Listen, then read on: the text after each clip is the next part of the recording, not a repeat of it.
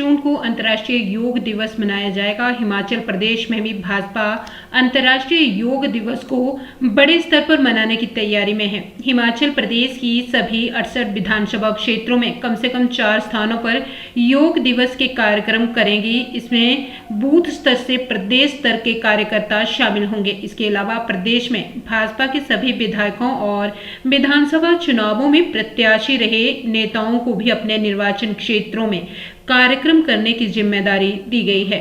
हिमाचल भाजपा के उपाध्यक्ष संजीव कटवाल ने केंद्र में फिर एनडीए सरकार की वापसी के लिए भाजपा कार्यकर्ताओं का आभार व्यक्त करते हुए कहा कि वर्ष 2014 में नरेंद्र मोदी ने प्रधानमंत्री बनने के बाद योग को बढ़ावा देने के लिए काम किया। उन्होंने कहा कि संयुक्त राष्ट्र में 153 देशों के समर्थन से अंतर्राष्ट्रीय योग दिवस 21 जून को मनाना तय हुआ। आगामी 21 जून को हिमाचल प्रदेश में भी बड़े स्तर पर योग दिवस मनाया जाएगा। इसमें हिमाचल प्रदेश के बूथ स्तर से प्रदेश स्तर के भाजपा कार्यकर्ता शामिल होंगे। पार्टी की ओर से प्रत्येक विधानसभा क्षेत्र में कम से कम 4 स्थानों पर योग दिवस के कार्यक्रम आयोजित किए जाना तय किया गया है। पहले तो माननीय श्री नरेंद्र मोदी जी की कुशल नेतृत्व में एनडीए की तीसरी बार सरकार बनी और नरेंद्र मोदी जी देश के तीसरी बार प्रधानमंत्री के रूप में शपथ ली। ये कार्यकर्ता की यथक मेहनत और 140 करोड़ जो देश की जनता है उसका भरपूर समर्थन मिला।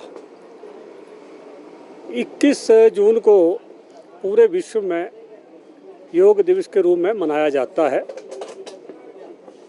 2014 के अंदर 193 देशों की सहमति के कारण संयुक्त राष्ट्र संघ ने 21 जून को अंतर्राष्ट्रीय योगा दिवस के रूप में मनाने का निर्णय लिया। इस कड़ी में हिमाचल प्रदेश में भी 21 जून को हर विधानसभा क्षेत्र के 4 स्थानों पर योग दिवस मनाया जाएगा, जिसमें भारतीय जनता पार्टी के साथ साथ सामाजिक धार्मिक संस्थाएं या अन्य स्कूल हों कॉलेज हों इसके विद्यार्थी इसमें भाग लेंगे। इस कार्यक्रम को सफल आयोजन करने के लिए भारतीय जनता पार्टी ने जिला अध्यक्ष को इसका प्रभारी संयोजक नियुक्त किया है और मंडल स्तर पे मंडल अध्यक्ष को इसका संयोजक नियुक्त किया है, ताकि इस कार्यक्रम को अच्छी प्रकार से अपनी विधानसभा क्षेत्र में आयोजित कर सके। 3 चुनाव भी हो रहे हैं सर, क्या मान रहे हैं कितनी स्ट्रॉन्ग बीजेपी है? 3 जो विधानसभा चुनाव हो रहे हैं ये कांग्रेस की देन है। अगर उनका रेजिग्नेशन पहले ही एक्सेप्ट कर लिया होता तो 6 चुनावों के साथ साथ ये 3 विधानसभा चुनाव भी हो जाते और प्रदेश की जनता के ऊपर खर्चे का भार न पड़ता। लेकिन 3 विधानसभा क्षेत्रों के अंदर पहले भी इंडिपेंडेंट प्रत्याशी जीते थे जिन्होंने भारतीय जनता पार्टी की सदस्यता ग्रहण कर ली और तीनों विधानसभा क्षेत्रों को भारतीय जनता पार्टी भारी मतों के साथ विजय होगी, इतना मैं आपको आश्वासन देता हूँ। सर वहीं पर सर देहरा की बात की जाए, देहरा पर भाजपा का कब्जा रहा है, लेकिन इस बार यहाँ पर सीएम की धर्मपत्नी चुनावी मैदान में। देहरा में पहले भी होशियार सिंह जी ने 2 बार लगातार इंडिपेंडेंट के रूप में चुनाव जीता है, आगे भी वो चुनाव जीतेंगे। जैसे आप देख रहे हैं कि कांग्रेस सरकार अब पहले मित्रों की सरकार होती थी, अब पति पत्नी और मित्रों की सरकार हो गई है।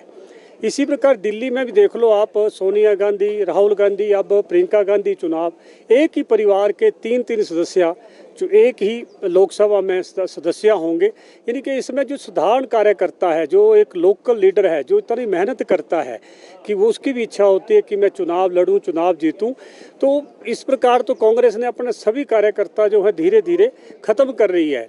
अब देहरा में लो कि वहाँ इतने कार्यकर्ता हैं कांग्रेस के, डॉक्टर अजय शर्मा थे, नरदेव थे या और लोग थे, विप्लव ठाकुर जी थी, उनको वहाँ से टिकट न दे के केवल मुख्यमंत्री जी ने अपनी पत्नी को टिकट दिया। ये कार्यकर्ता के साथ बिल्कुल अन्याय है।